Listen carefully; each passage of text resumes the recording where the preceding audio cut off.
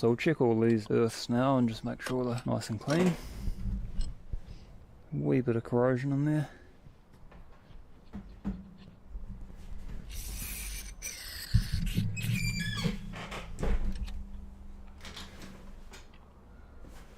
Yeah, there's a bit of corrosion on that.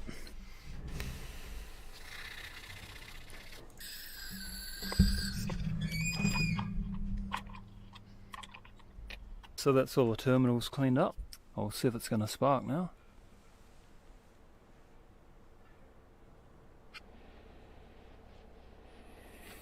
I've made myself a starting pole here. Little groove in the end to fit over the key. Turn that and see what happens. Oh, that's sparking. Look at that. When I tried it the other day, there was no spark on any of them.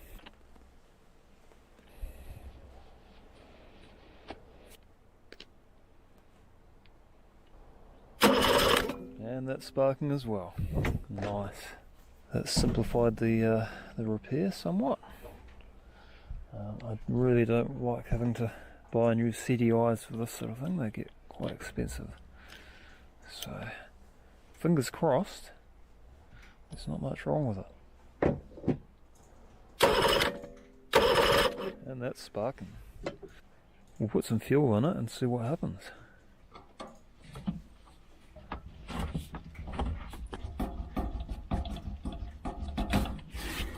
Got a little bit of premix fuel here. I'll just put that pipe in there and see if I can suck it through. It seems to be filling those carbs up, so we'll just flush all the old fuel through.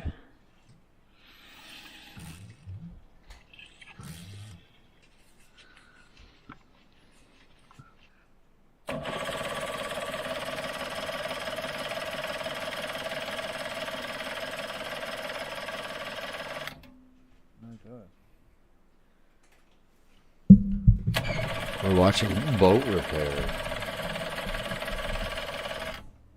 Try squeezing a bit more fuel through there.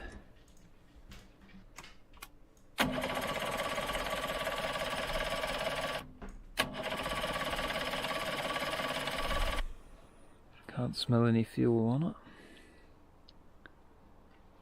Let's see if they're still sparking.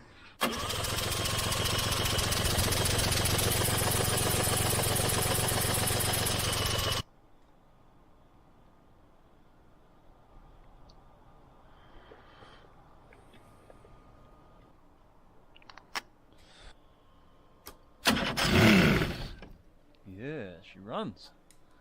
That sounds pretty sweet actually. So I think that's all it is just a fuel thing. As soon as I put that fuel in the cylinder, she started right up. So that's a good sign. So I'm going to have to take those carbs off and see what's going on. I think possibly the jets need cleaning.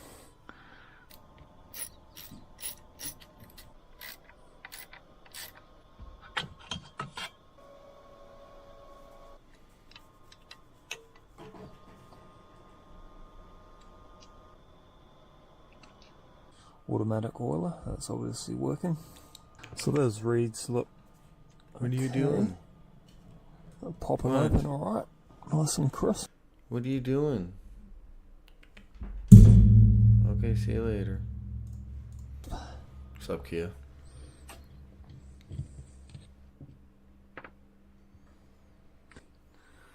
It's quite filthy in there. That could be a problem. You can see all that gunk and around that jet.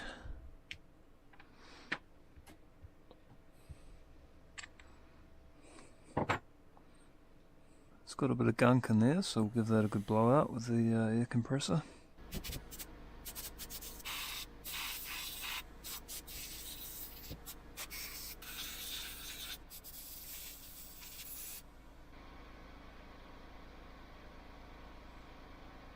Alright, that was actually quite filthy, so hopefully it goes a bit better.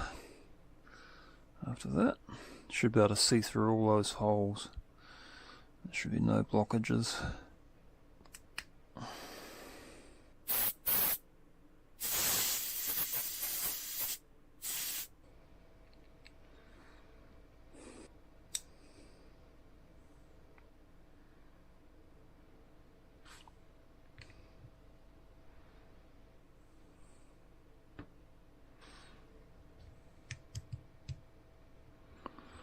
Terrifying.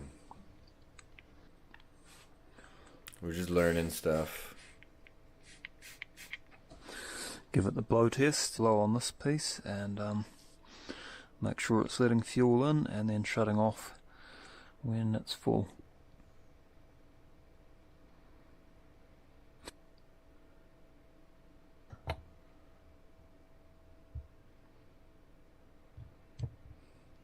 I feel sick.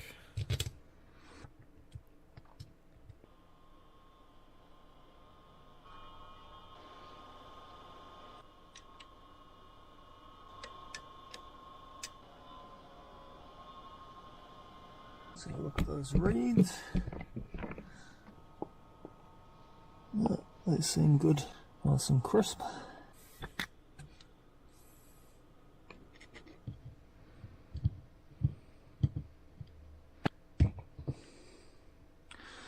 Oh yes, look at that. It's got quite a bit of gunk in it. Look how filthy that is. That one looks to be fully blocked up. I can't see through it, so that's definitely one of our problems.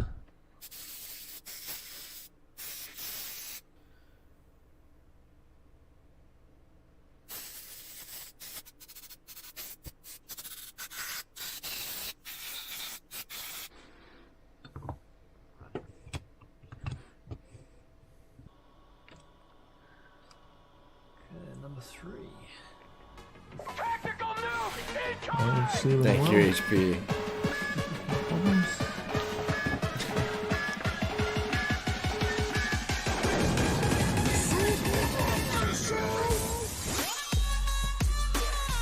Thank you.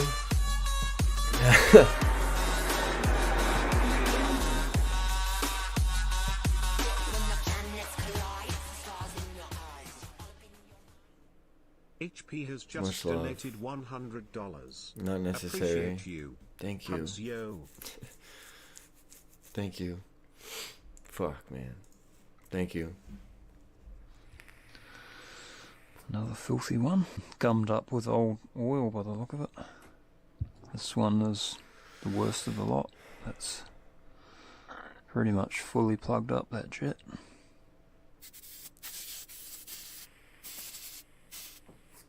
Much better. You can actually see through it now. That is just fully plugged, that one. Now you can see through it again. Thank you. I very much appreciate that. Thank you, thank you. Feel like an asshole.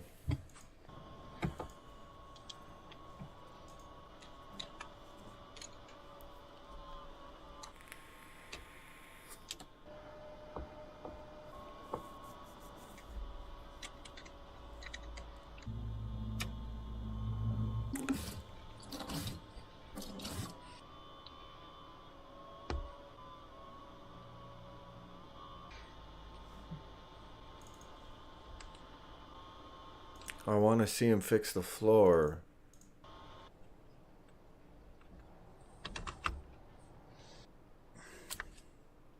It's pretty good.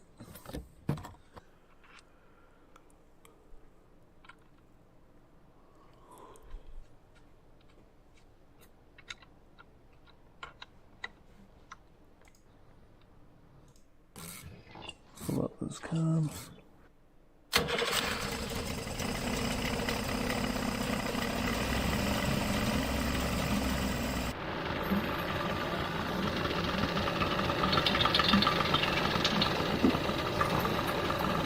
It works.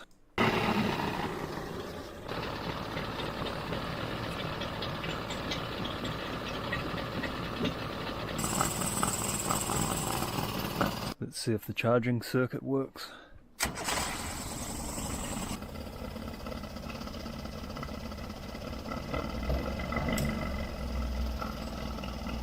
Alright, so I'm going to sync the carburetors now. I've got these gauges here, so I want to get them about even. I'm not too worried where they go to. I just want all 3 carburetors to have the same suction.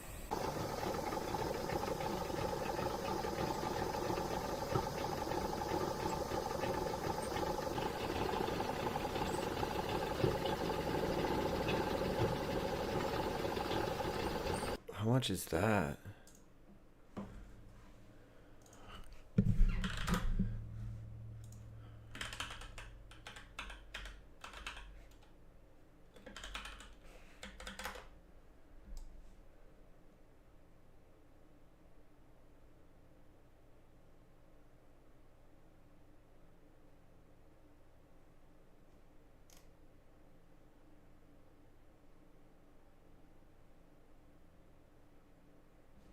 $53 for a cheap one, $100 for an expensive one.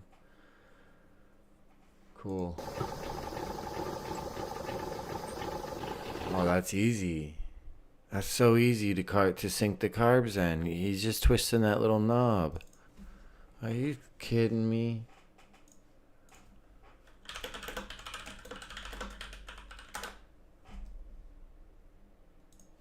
So right now we're gonna check if the carburetors are properly balanced. Here's a Carb Tune Pro.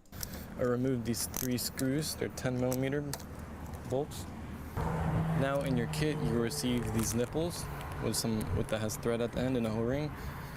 Get the right size, screw it in.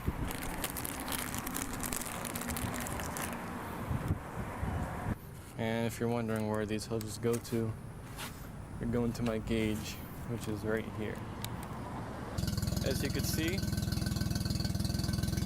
this is where what the goal is you want to get the 3 rods as even as possible, and I'm going to increase the throttle so you can see it a lot better.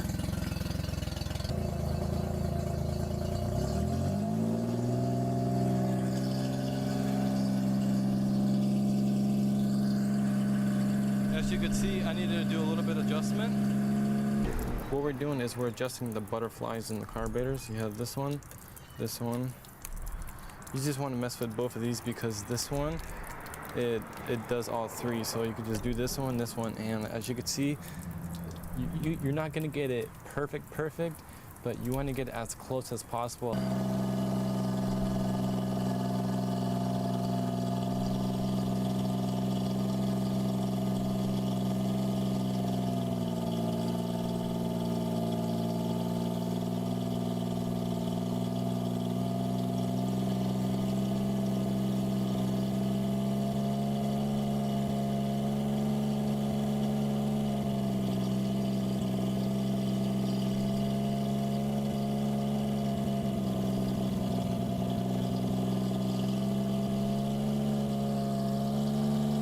Oh, I want to do that so fucking bad to my boat.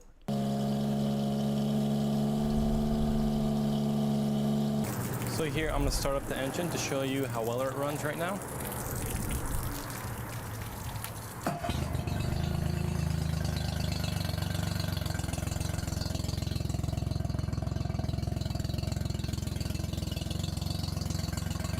As you can see, it's idling really smooth.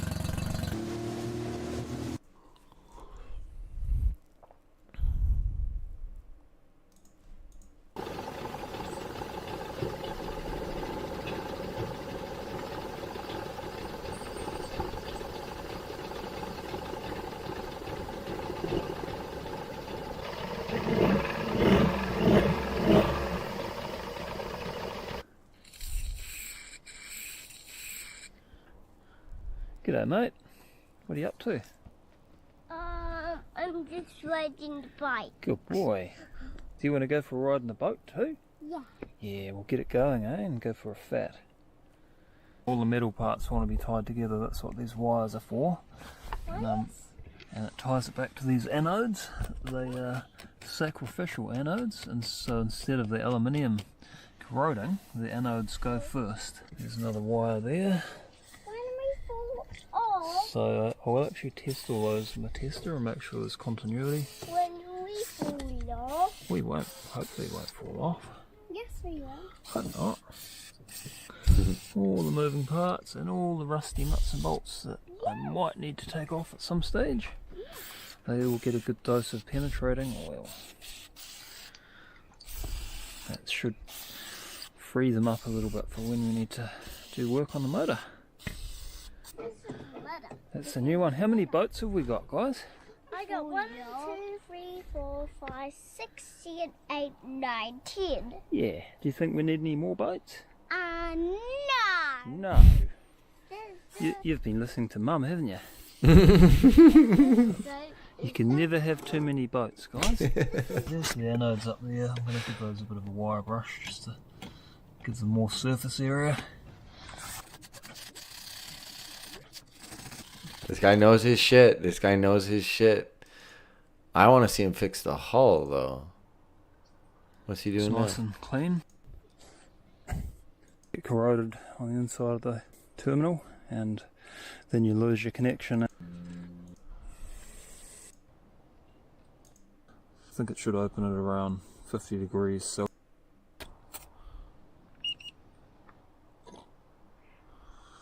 Yep, looks like it's opening up. So that's working alright. If your thermostat's not working or blocked up, it'll either not let the water through, so your engine will overheat, or they get stuck open. It does.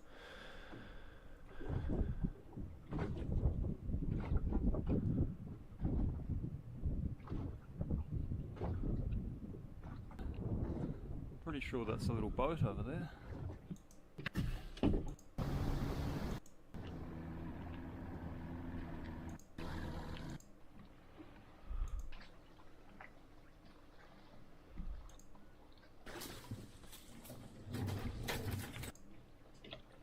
The bung's in it still, so it's probably been here for a while, unless it's got a hole in it. Let's see if I can pull it out of there. Yeah, the hull is the... Yeah.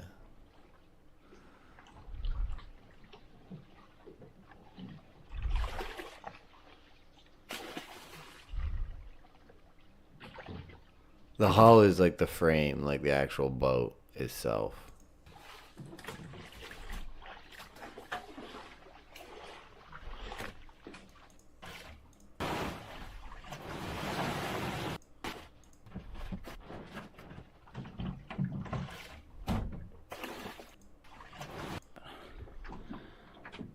No major holes that I can see. I don't think anyone would be camping up there. I better go and have a wee look, just in case.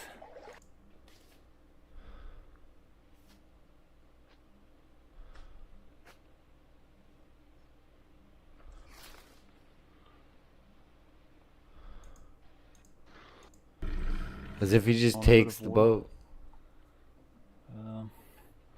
I should be able to get it home. It's only about 10 kilometres.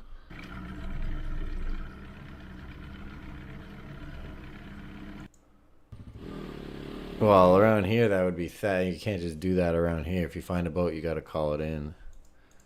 Somewhere between 2 and 3 weeks ago, it was tied up to a jetty, around about 20 kilometres from where I found it. Oh, he found the owners? Right, I've made some inquiries, and it turns out it went missing somewhere between 2 and 3 weeks ago. It was tied up to a jetty, around about 20 kilometres from where I found it. The owners are not too sure when it went missing, because they don't use it every day. They thought it had been stolen or sunk or something, so they claimed insurance on it. So they said I can have it, free boat. So that's a good outcome for a day's fishing. I found a boat, and good to know no one was drowned or anything in it. It was a bit suspicious seeing it floating there. I don't know if it was stolen or just broke its line, because you see there that looks like it's been broken. We have had quite a bit of stormy weather lately, so it might have just broken away from the rope. That's quite a thin rope there. So who knows? Kind of weird that it came ashore right where that little cabin was.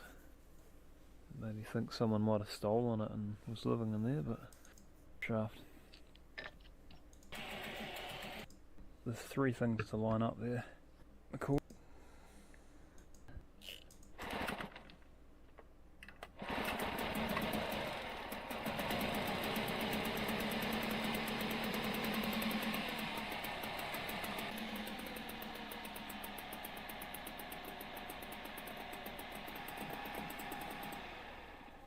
No water. It does sound pretty worn out, but starts alright.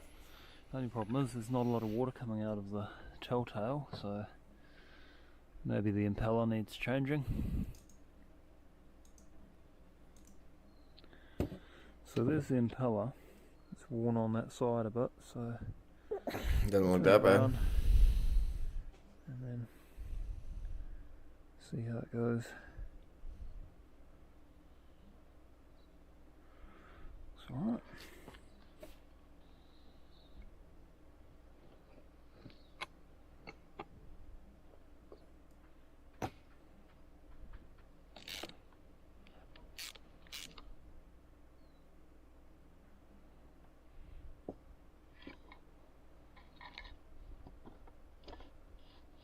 There's three things to line up there: the cooling pipe, this little gear mechanism, and the drive shaft.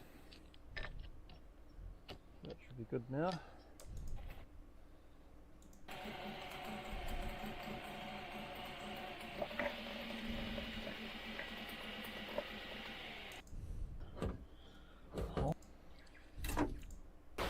Whole section. Give it a bit of a sand. It's had a bit of work done to it. Oh yep, there's a hole there.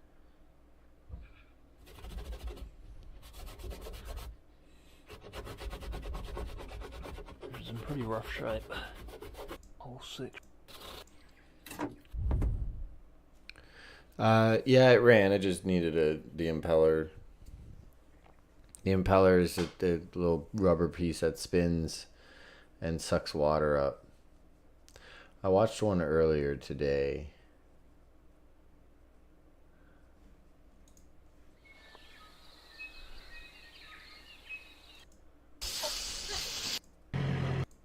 Oh. Steel pipe like this. Right. Hold your breath. Hey, it's quiet.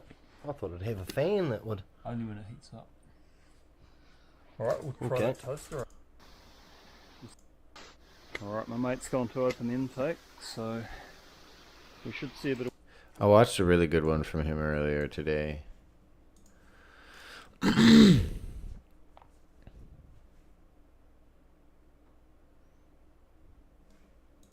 was this G'day one. guys. I picked up this old 6-metre fiberglass boat a few years ago. It had been sitting out in the weather for a decade and it was in quite a bad state. It was half full of rainwater and the stringers and floor had gone rotten. The bottom of the hull actually had a curve in it because all the structural timbers were soft. I could see That's terrible. it was going to be a big job. That's and scary. It was really more trouble than it was worth to fix. But it belonged to my uncle. Who That's a passed nice away motor, though. And had sentimental value, so I decided to fix it up. On the upside, it does have a fairly solid transom and a decent 4-stroke outboard on the back, so I figured that made it worthwhile. Once I sort of had it all fixed up, it should be. But I mean, look at it there. On the upside, it does have a And, fairly solid transom and a decent 4-stroke outboard on the back, so I figured that made it worthwhile. Once I sort of had it. So a lot of people ask me why I keep so many old tyres lying around. It's for this very reason. I learned something watching In this. case I have to pull a boat off a trailer. Look at how he gets this boat off the trailer. He puts a bunch of tires down. And it just sits there. Anyways, he fixed this trailer.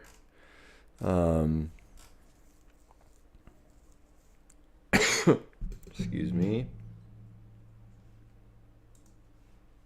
I've been getting a lot of questions about the new house, why I've moved to town, and if I still have the place in the forest. So this is just a quick update to explain what's been going on for those that are interested. The kids are at school age now, so the main reason we moved was so they can go to school without having to travel 2 hours every weekday to get there, and I'm not having to spend that time driving them back and forth. So it's a big time saver moving here where we're just down the road from the school and they can walk to school every day. Interest rates are really low in New Zealand at the moment, so I just took out a loan and bought the place. It made more sense than renting with capital gains and so forth. The bank basically owns it, but the interest rates are so low that it's we're spending less than we would be renting, so it made sense to buy the place. It is a small country town, so it's pretty quiet and laid back. It's not like we've moved to the big smoke. I still have the forestry block and all the tractors and graders and that, so I'll be going back there frequently to work and keep an eye on things. So the new house was built in the 1950s. It needs quite a bit of remedial work. The drainage is badly designed. The downpipes are running straight down beside the foundations. So over the years the water has caused the ground to become waterlogged, and the foundations have sunk down in places. So I've added these temporary diversions. I'll put in a permanent pipe when I get time, and when the ground dries out, I will lift the foundations back to where they should be. So it's mainly this wall here that's the worst. The whole side of the wall has sunk down. There's also other parts of the house that are a wee bit low, so I'll add piles where the floor is sagging. But there doesn't seem to be a lot of rot or bore in the framework, which is good to see. A lot of these older houses... Like, see, I just appreciate a dude like this, man. This is what I aspire to be. Like, just a jack of all trades. Like, he fixes things. He can weld, and he can fucking do shit. You know what I mean? Like, a motherfucker can take on big projects and, like, tackle them. Are full of rot and bore and have the structural integrity of burnt toast. So, And I'm not too old to start now. It's good to see this one's not too bad. It has had a fire in the roof at some stage. It's been rebuilt in the worst parts, but they haven't added a lot of structure up here, so I'm going to strengthen all that up and make sure it's not going to sag anymore. I'm not a big fan of paying for power. Power bill comes in and it's like $200 a month. It's a bit of a shock to the system after having free power for so long. So the first priority for me is to get some solar panels on the roof. I've got 4 panels ready to go, so I'll just plug them straight into the hot water cylinder, get a DC element for the cylinder, and that should probably halve our power bill. And I'll work towards going fully off grid as I can afford more panels and batteries. This shed is pretty rough. It's got moisture rising up through the concrete. After a rain, it's always wet in here, and you can sort of feel the moisture on everything. Have a look on this side. There's a tree that needs to come down there, so I'll pull that down because that's sort of holding the moisture in, and you can see there's a couple of rotten timbers up there which I'll have to replace. And also there's no drainage down this top side, which I think is the main cause of the moisture. It's sort of just flowing down against the shed wall and seeping through the concrete. So I'll dig a trench there and lay some drainage pipe and dig a soak pit over there somewhere. I think it's probably the easiest way to get rid of the moisture. So there is quite a bit to do, and it'll keep me busy for a while. I might as well post videos of my progress, and I'll be doing the odd machine video back at the other place every now and then. So there'll be a bit of a variety of videos coming Love up. it. Hopefully you guys don't mind a bit of variation. It gets a bit boring doing the same old thing. Love it.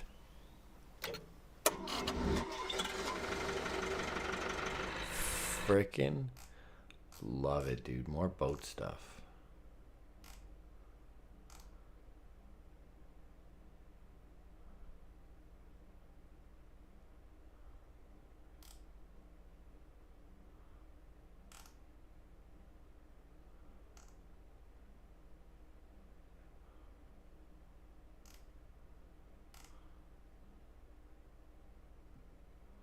He doesn't upload that much. He's got a big channel, but he doesn't upload that much.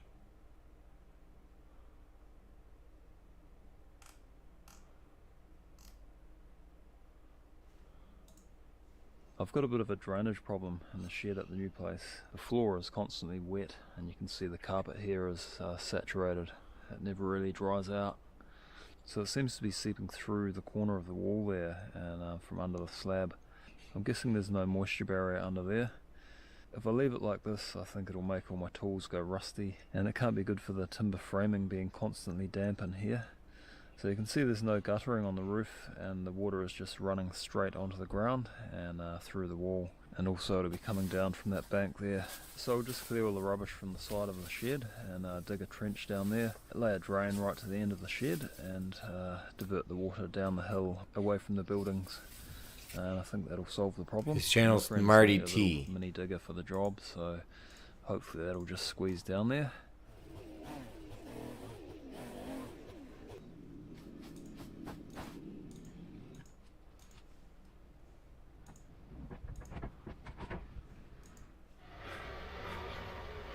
That's a cute little digger.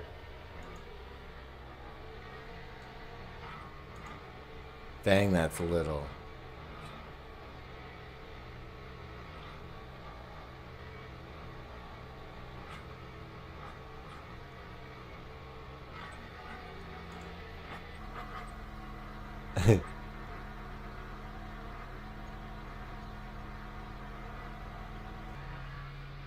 I watched a video today, I'll show you.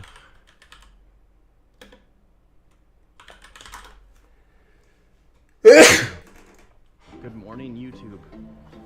We have a crazy tree to cut down today.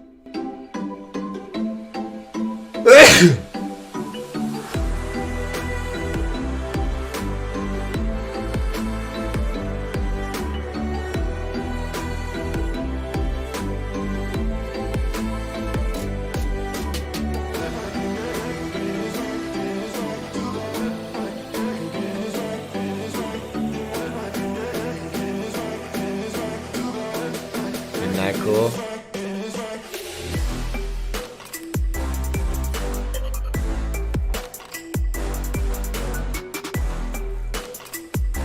Isn't that cool? So yeah, they cut this whole tree down. Motherfucker gets hoisted up there.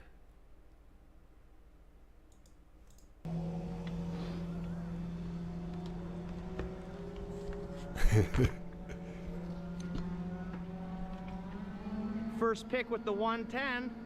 Here we go.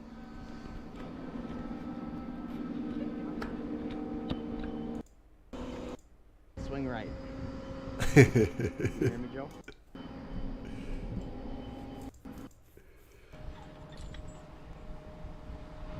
Check out this saw though.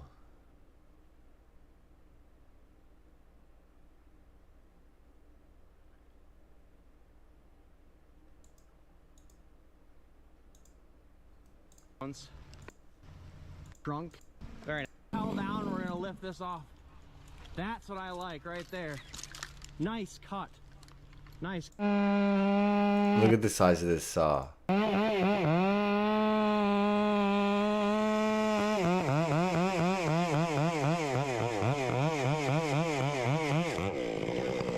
Look at the size of that saw. Perfect tilt back cut. Now Justin's gonna repel down. We're gonna Baby saw? No, dude, that's a huge shade saw. Look at the size of the blade on that thing. It's like a fucking 3-foot blade. perfect tilt back cut. Now Justin's gonna repel down. All right, Joe. I would say you can boom up. That way you're going to be gaining capacity right away, don't you think? 7,600 pounds. 7,600 pound big wood piece. Good for 10,000. The 110 link belt is a beast. Damn, I want one. No doubt. That's the link belt is this thing. So this is a crane. It's right off the ground. The whole fucking crane is off the ground. This is badass.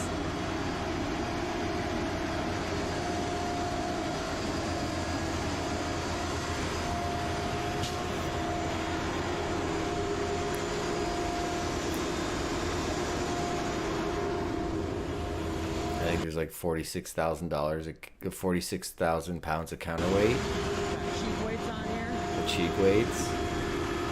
This crane is a 48,000 pounds of counterweight. nice machine.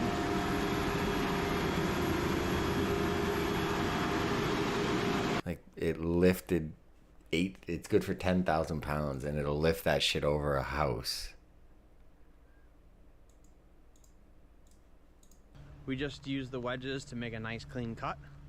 We're ready to pick this thing with the crane.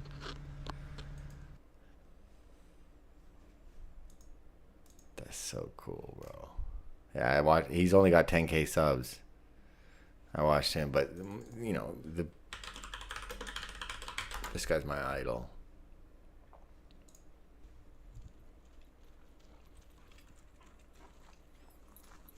Does everything himself, bro. Brand new set there.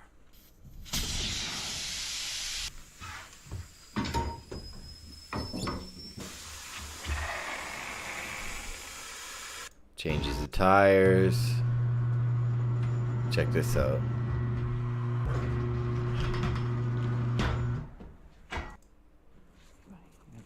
Tired, aren't you?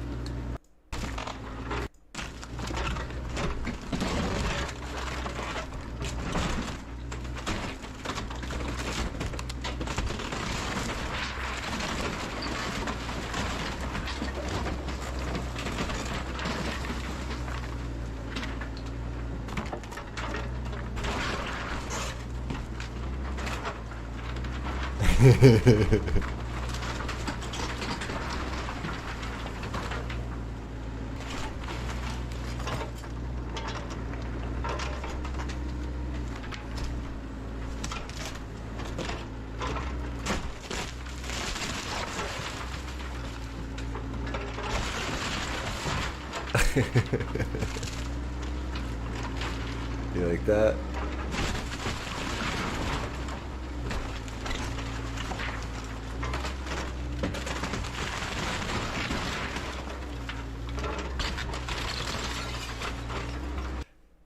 And get paid a couple grand to do it, probably. Tear down that. I'd probably charge them, fuck, I don't even know, $1,500.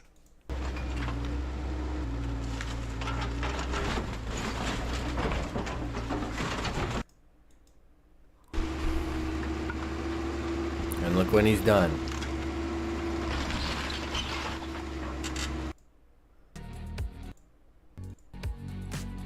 All right, well, I got that all finished. That looks good. No more shed. Got the ground looking pretty good. He said not to worry about making it perfect because he's gonna regrade some ruts he made over there, but we're all good. They said they may put a pool there, so there's the electric wire sticking. He's the fucking man, bro. Andrew Cameron. You ever see this guy? This is some really fucking cool shit. This is crazy.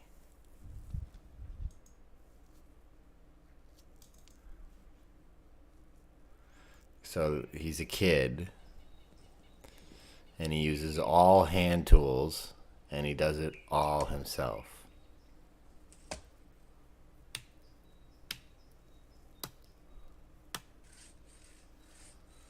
All hand tools, chops down the trees. And he clears a section. Starts digging a foundation. Collects all these rocks. Oh, he uses a tractor. And then he makes foundation logs.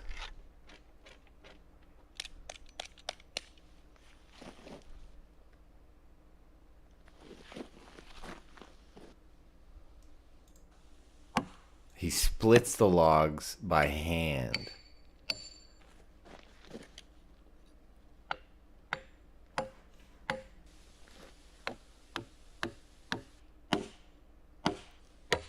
No sawmill, no fucking tools, no power tools.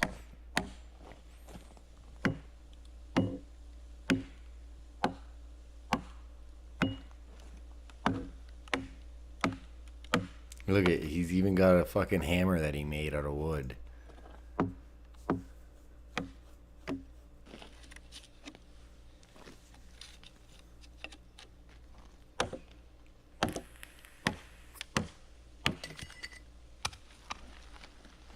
Okay, so he splits the logs, cleans them up.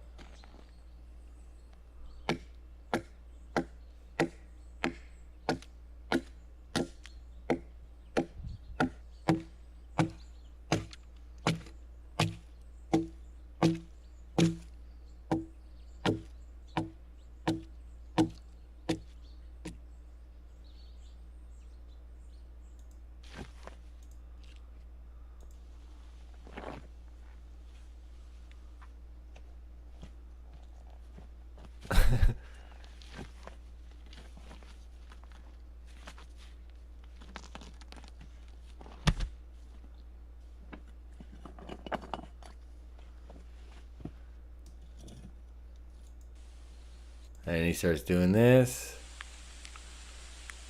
Laying the logs. It's fucking crazy. All by hand. Dragging these logs around. There's his first 4 logs for his foundation.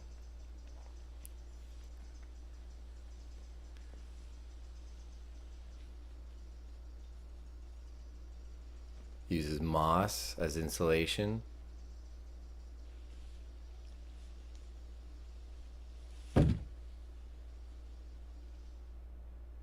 There's his foundation. So he takes moss as insulation in between the 2 boards, but he's got to take each one of those boards and cut them out. I don't think he's shown that yet. Yeah, right there.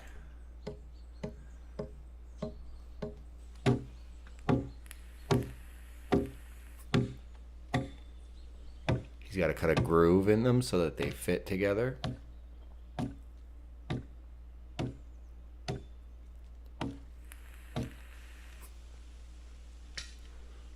The moss acts as insulation, like air and water barrier. Air more than likely, so that air can't get through. It's got little puppers.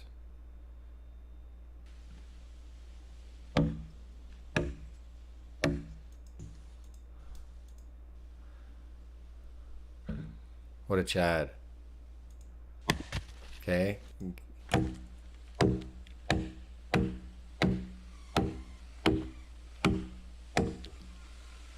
What's up, no name? Does it all through the winter. More trees.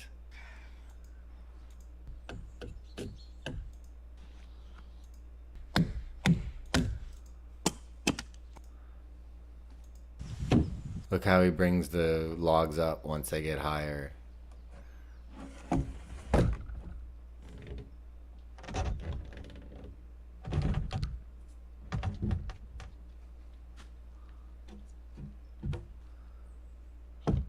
Yeah, this is sped up over a year. 1 year alone in a forest of Sweden.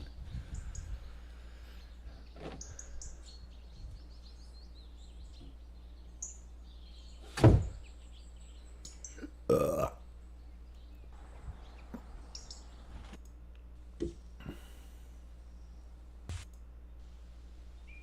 Look at that shit. Windows and doors.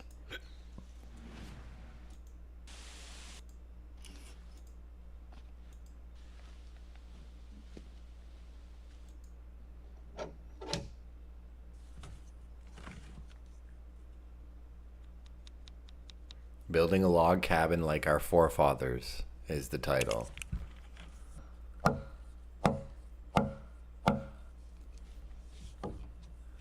No fucking power tools. A tractor, that's all.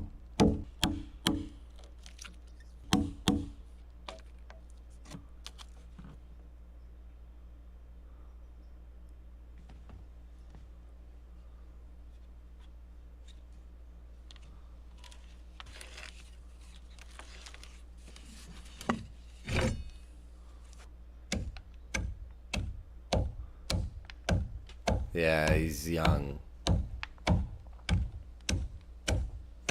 But he's not even done, dude. He's not even done.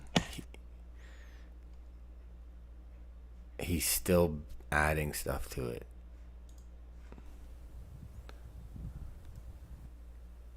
Look at that fucking thing.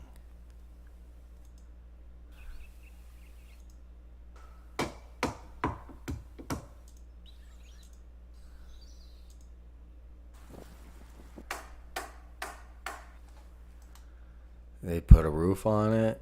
He uses birch bark. Check this out. This is cool as fuck.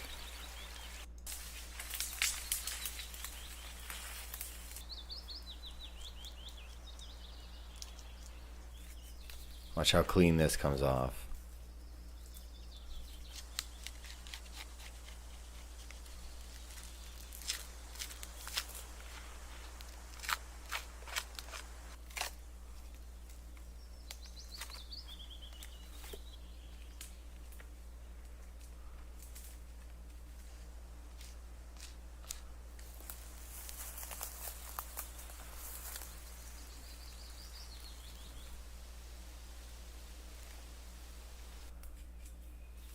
He collects them all.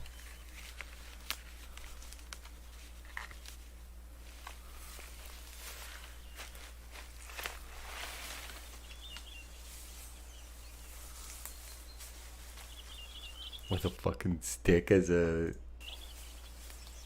like a bag. And he uses them on his roof.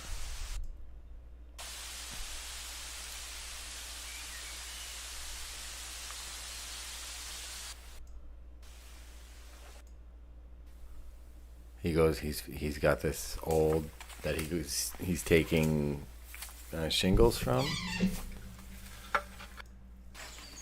This one's crazy too. So he's got his log cabin, and then he builds a secret underground food storage.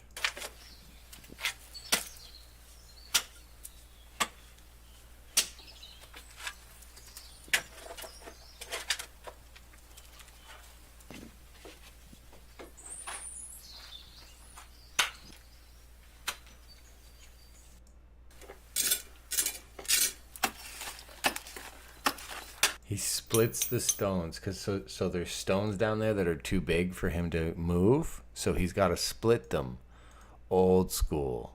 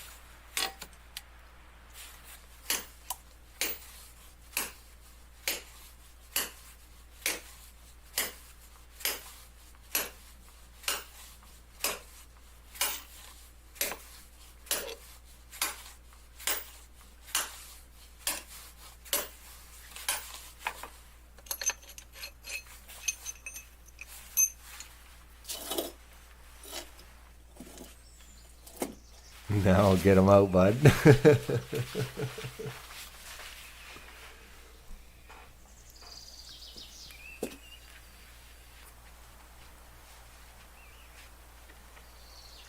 Jesus.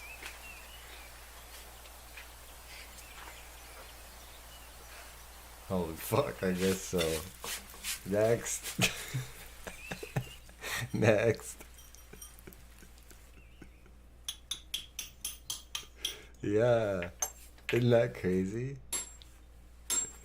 And that one he's got to split twice.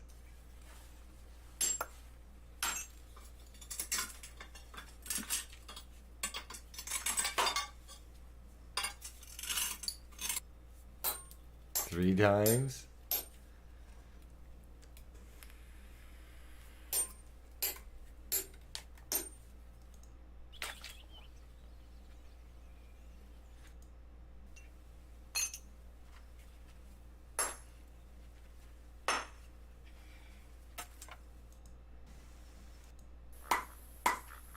Okay, and then he does masonry.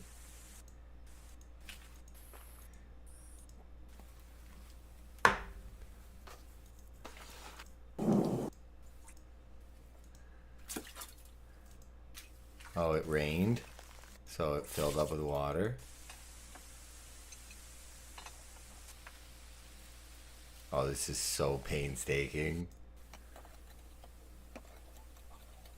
Instead of welding, he uses this wire to hold all these together.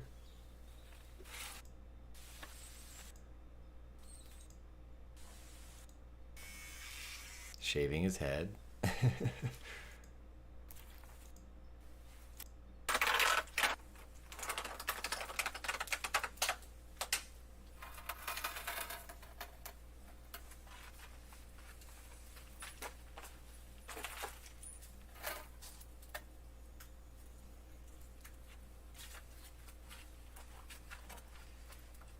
Putting the roof on the root cellar. Then he cuts a hatch in the floor.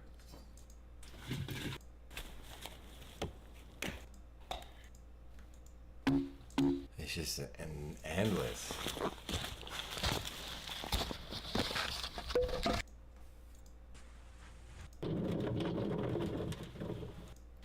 And he puts food down there.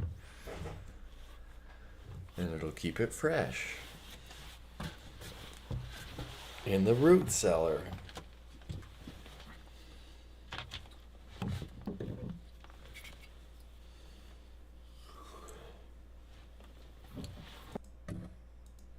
Isn't that fucking cool, dude? Isn't that fucking cool, dude?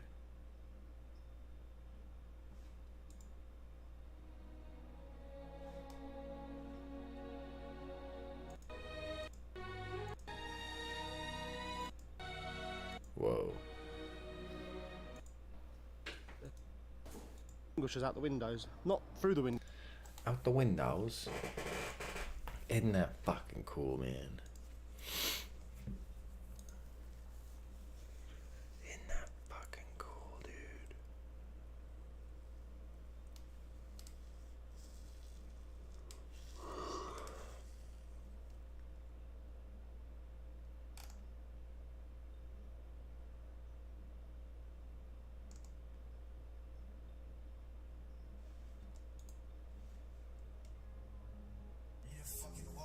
No, it's fucking Tommy. I was like, what the fuck?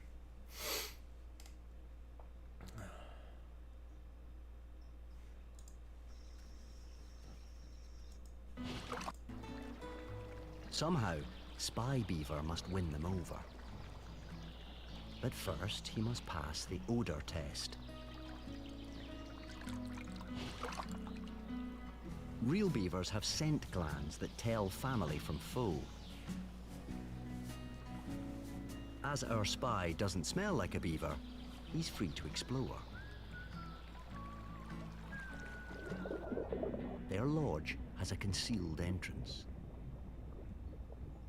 that lets them come and go without being seen. Beavers. Keeping a low profile hides them from predators like lynx and foxes.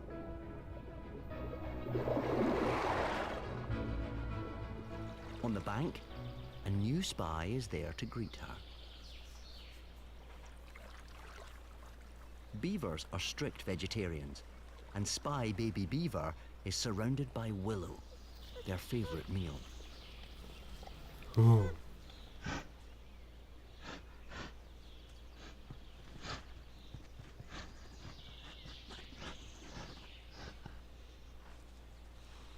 Her teeth are colored orange by iron deposits that strengthen them.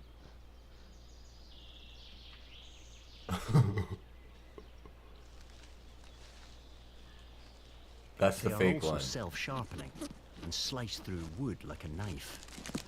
Oh my god.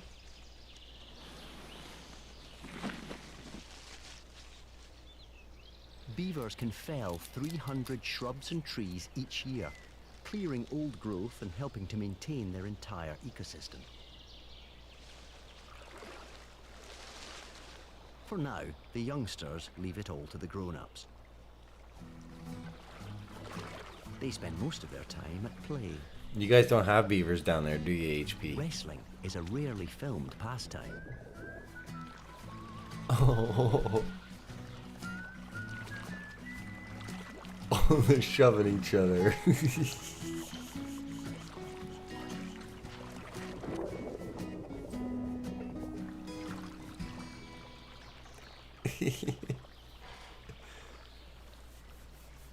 Beavers also have friends.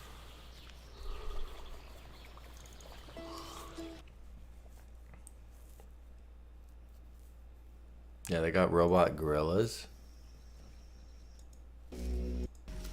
Those are scary though. They got robotic spy crabs. United by a common goal, they begin their march to the sea. The few soon become an army.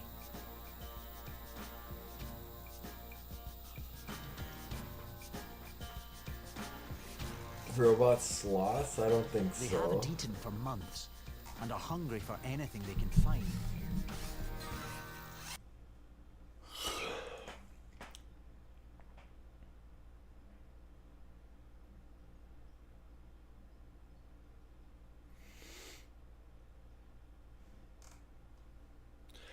Do. Oh, I like this guy too. That's my second set of mats I've moved this morning, and I'm here to get the 220 now because we have a recovery to do today. Look at this thing. To get it out. Well, there's the problem. She was in there pretty good. Well, the good news is we can still run it. The motor's not underwater. We can dig around it and get it out. Get it where it'll drain out. Just the air intake's dry.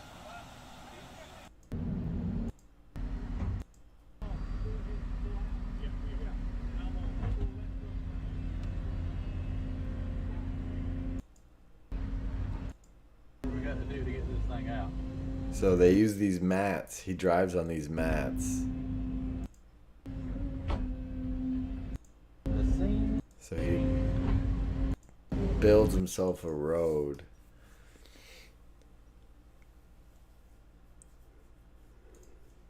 Not even near how loud it's going to be. All right, so I'm out here on my road extension project I have to do. It's about 400 feet long, and I have to extend this dirt road. How did it get there? It got stuck and then probably just got reined in over a period of time. Oh, this is... Oh, fuck. I should go to sleep.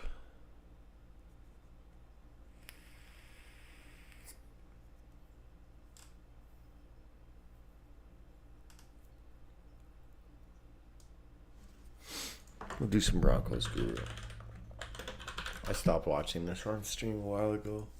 Of course, you never really know when things are going to go wrong when you're out on the water. I'd say there's a little bit of water in this thing. Just like some of the instances we'll see in this week's episode of Boating News of the Week. Our first story to make the boating news this week is actually going to take us over to Houston, Texas, where this past week the U.S. Coast Guard honored a man who dove in and rescued a driver whose car plunged off the Lynchburg Ferry ramp this past New Year's Eve. The shocking incident was all captured on surveillance cameras and was just publicly released this past week. Here in these images, you can see the 60-year-old driver, for whatever reason, drove his car straight to the end of the ramp and right over and into the shipping channel. And here we'll see the vehicle slowly begins to take on water and starts to sink. Fortunately for this victim, a gentleman by the name of Robert Moore was going out to eat with his family and friends at a nearby local restaurant when they saw the car come flying by. And here in just a few moments in this video, you're going to see Robert Moore actually runs to the edge of the ramp. Here it appears he's trying to assess the situation. Basically, I'm assuming he's trying to find out if there's actually somebody in the car. And here you can see he's trying to communicate with the driver now that he's realized that somebody's in there. He's not quite sure what to do, so he takes a few moments to assess the situation a little better and try and determine the best course of action. Once he gets a little further into this and realizes that the 60-year-old driver of this vehicle actually is in trouble and can't exit the car, Robert decides there's only one thing for him to do. He quickly determines that he needs to dive into the water and attempt to rescue the driver from the vehicle. Now, of course, this rescue is not without its own set of challenges. Obviously, this ferry terminal is significantly higher than the water line.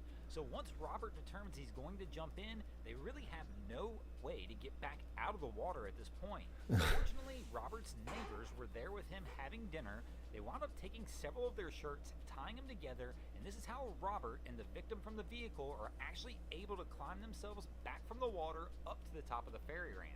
Once local authorities arrived on the scene, they were able to evaluate the 60-year-old driver of the vehicle. It was determined the His driver lights are somehow going on. miraculously only suffered minor injuries during this event, but this could have definitely his crew not been there in the car going to the water. Continues to play it cool. They actually go to a local gas station, buy a couple dry shirts, and continue on to their this and adrift. The vessel is the 546-foot Hi 76, and the vessel experienced engine troubles Friday afternoon, approximately 12 miles off the coast of California. Jesus. The vessel initially tried to deploy one of its anchors approximately 12 miles out. Unfortunately, they could not get the anchor to hook. They did have their secondary anchor and were able to get it to catch approximately 7 miles off the coast. 3 tugboats were actually dispatched to the scene, but they were unable to deploy lines to try and tow the ship because of the rough seas. Currently, there are no injuries reported to any of the 21 crew members on board the vessel. This vessel is carrying nearly 800 containers with various cargo. The Coast Guard's hoping to get the tugboats attached to this vessel as soon as the seas calm down and take us over to Puerto Rico, where this was the scene at the U.S. Coast Guard base in San Juan as crews unload roughly $20 million worth of narcotics that were recently seized by a U.S. Coast Guard patrol near the coast. The seizure occurred during a routine patrol by a Customs and Border Patrol aircraft which spotted a suspect vessel in the Caribbean Sea. The crew in the Coast Guard's cutter Donald Horsley, 154-foot fast response patrol boat, soon intercepted the 35-foot suspect vessel. When Coast Guard crews boarded the vessel, they wound up apprehending the 2 men who were on board and seizing a total of 33 bales as seen being unloaded from the vessel here. Once again, this seizure was worth a total of close to $20 million. While this seems like a lot, this is still nothing compared to the $1 billion bust the Coast Guard pulled off the coast of Florida earlier this year. Thanks for watching, guys. I hope you enjoyed this week's episode. Delightful in the Florida area, Chicago, Atlanta, Los Angeles. If you live in any of these markets and are interested in a possible opportunity of doing something fun on YouTube, hit us up at wavyguru1@gmail. But of course, the chaos in boating continues. Oh no.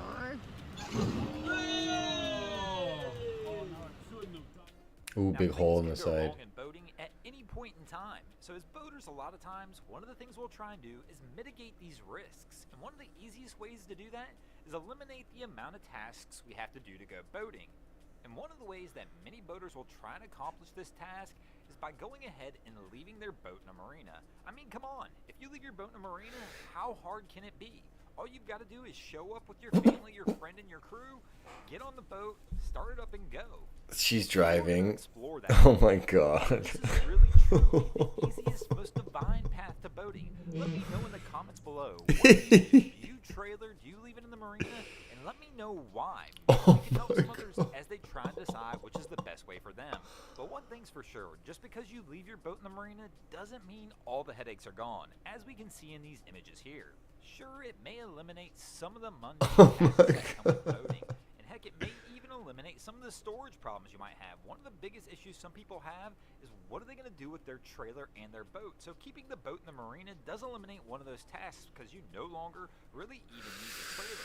And you don't have to launch. And launching can come with all kinds of things. It doesn't matter what type of vessel you have. Scram. Of course, keeping your boat in a marina won't just eliminate that task of trying to launch the boat, it's also going to eliminate that task of trying to retrieve it. Retrieving the boat can be difficult, and it depends on your area. Every launch ramp or every place that you're going to go is going to be a little different on how you have to get that boat in and out of the water. But just because you have it in the water doesn't eliminate all those headaches, because getting it in and out of the slip can be just as tedious a task is trying to launch or retrieve the boat sometimes. And not to mention, when you leave your boat on the water, you're typically going to add a little extra maintenance, like maybe needing bottom paint or having to clean the boat a little extra. So maybe you prefer to keep that boat on a lift. But I'll tell you what, just because the lift looks simple and easy and fun, that's not always the case. In fact, many times, as somebody who's owned a boat lift or kept their boat on a lift, you may find that it's actually even more of a headache to do that than to really just trailer your boat and launch it down to the boat ramp yourself. Now, when you do keep your boat on the water, though, as we mentioned, there are some things you eliminate and some headaches that you no longer have. Well, water, get anywhere near the What the water. fuck? As we already know, most cars and water really don't mix all that well. And you also eliminate that headache of having to deal with other people down at the boat ramp. Well, Broncos guru. Oh shit. Guy's been here for 15 minutes now, getting offloaded. That car looks a little underpowered for that boat. There's only one other ramp and he's blocking it. Unbelievable. I mean, it's inevitable. If you're going to the boat ramp, you are absolutely gonna run into this guy at some point in time. And one of the other things you eliminate is the trailer maintenance. Yeah, I couldn't get up the ramp one time. Oh my dear lord, the trailer maintenance. This possibly could be my least favorite part of boating. Not the actual act of trailering itself, but It's got no wheel. He's dragging a piece of wood to hold it up. Oh, that's clever. Just don't seem to hold up well. Oh my God. If you choose to trailer your boat, it's gonna happen as well. At some point, Let's in time, go. You're gonna turn into MacGyver trying to figure out a way to get that boat back home. And Yeah, then, that was me of course, spinning. you've got your tow vehicle. You have to make sure you have the proper tool for the job. But even when you got the proper tool, sometimes the boat ramp itself is just not going to want to let you do your job, and you're going to have to enlist friends, which is another aspect about trailering that kind of stinks. A lot of times if you're going to trailer and launch your boat, it's difficult to do by yourself. It's possible, but it's a whole lot easier if you have help. So if you're not going to have help enlisted with you all the time, sometimes your best bet may be to keep it at the marina. And that's why I'm getting a smaller boat. Still have to get this thing back on the trailer. I mean, it sounds like an easy enough task, right? Just get it lined I might up just keep the little boat and just pocket the money from the bass boat. and get it on there. But it doesn't matter. It's not going to go on perfect every single time. And then, of course, there's still plenty of factors that are even out of your control. The excavator. Kind of like the roads you're going to have to deal with as you try and get that boat and trailer down to...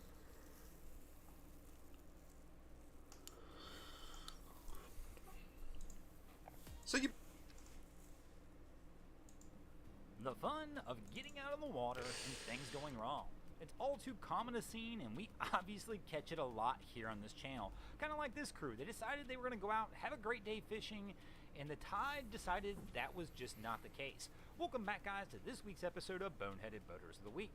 For many of us, it's good news and good times. It's starting to warm back up here in the Northern Hemisphere, and many of us are looking at getting back on the water.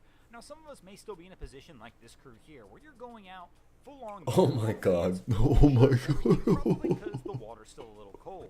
But what does that mean for us here in the Northern Hemisphere? Well, that means things are about to start getting wild. That's right.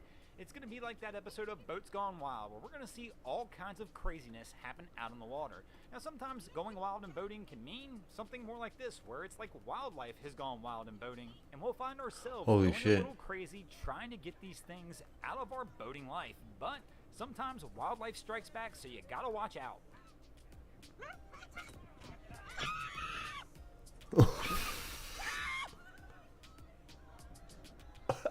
But it's not always going to be wildlife that we see going wild in boating. In fact, one of the more common scenes you'll see is going to be trailers gone wild. This really is one of my least favorite part of boating. Not the actual act of towing. That part doesn't bother me at all. It's trailers in general. For whatever reason, it doesn't seem to matter how well you take care of a trailer or what you do, you're going to have issues with this thing at some point in time.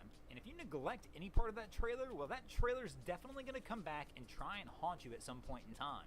In fact, it'll haunt you so much that typically when people ask me what my best piece of advice I can give to a brand new boat buyer is, it actually comes down to trailers. And it's not even about buying the trailer and which trailer to buy.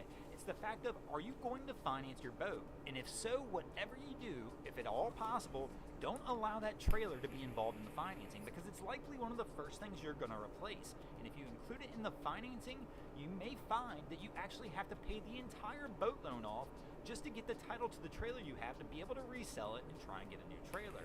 But there are lots of other wild factors that go wrong in boating, kind of like this boat. This boat looks like it's had kind of one of those rough nights. You remember those nights in college where you just went out, you woke up the next day and you couldn't quite remember. Hey, I'm going to sleep. I love you all. Thank you, HP. Appreciate you guys. I don't know what's going to happen.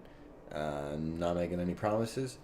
But, yeah, some nights are better than others. Tonight was just a bad night. I had a bad day before that anyways, so